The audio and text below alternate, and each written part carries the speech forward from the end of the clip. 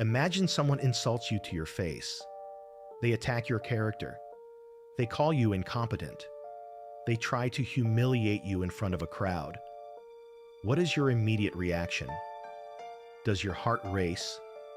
Do your fists clench? Do you feel the burning need to defend yourself? If you react, you have already lost. The moment you get angry, you hand over the remote control of your emotions to your enemy. You become their slave.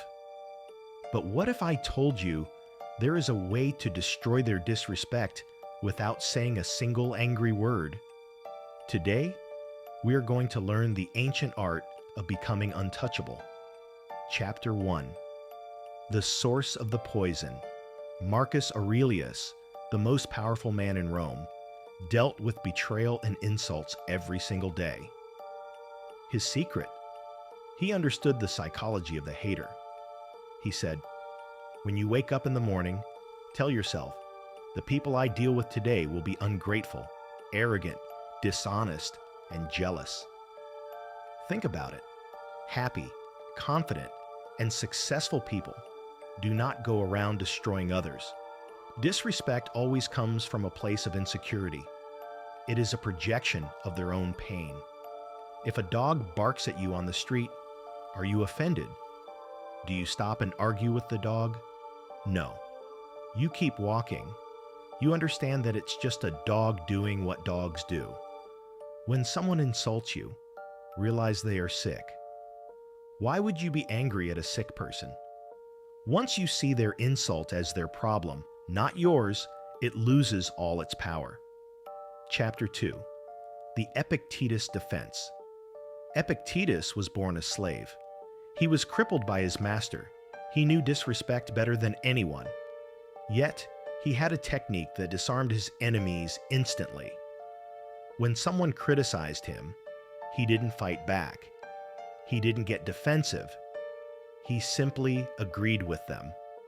He would say, "If they knew me better, they would have said much worse things about me."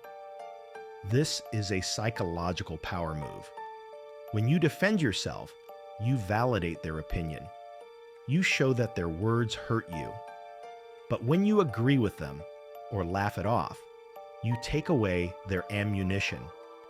You are saying, "Your opinion of me is so irrelevant, I won't even waste energy fighting it." There is nothing more frustrating for a hater than a target that refuses to be hit. Chapter 3. The Power of the Pause. So, how do you respond in the heat of the moment?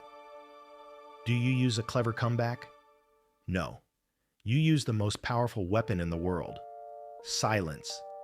Next time someone disrespects you, try this. Look them in the eye, hold their gaze, and say absolutely nothing for 3 seconds. Let the silence hang in the air. Let it become heavy. Let it become awkward. In that silence, they will replay their own words.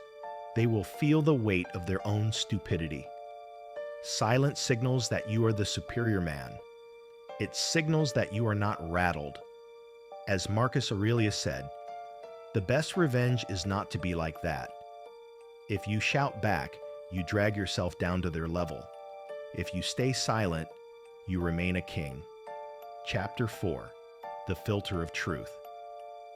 Before you let an insult penetrate your skin, you must pass it through a simple filter. Ask yourself, is it true? If someone calls you arrogant and you are being arrogant, then they haven't insulted you. They have told you the truth. In that case, don't get angry.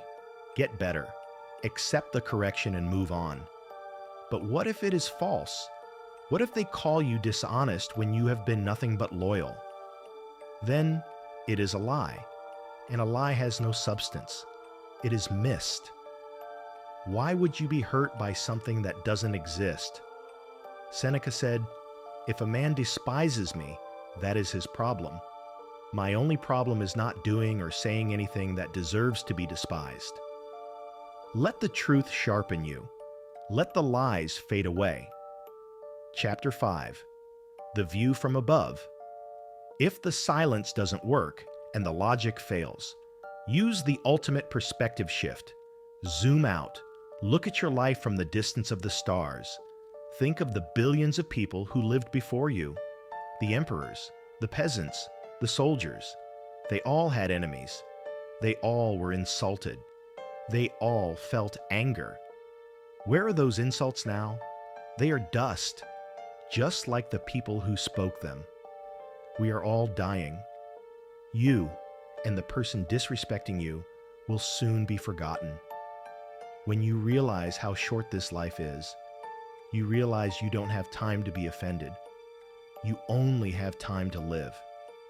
To waste a single heartbeat on a hater is to waste a precious gift. Don't give them your time. It is the one thing you can never get back. Be the rock. Be like the rock that the waves crash against. It stands unmoved, and the raging of the sea falls still around it. You cannot control what people say, but you have absolute control over how you perceive it.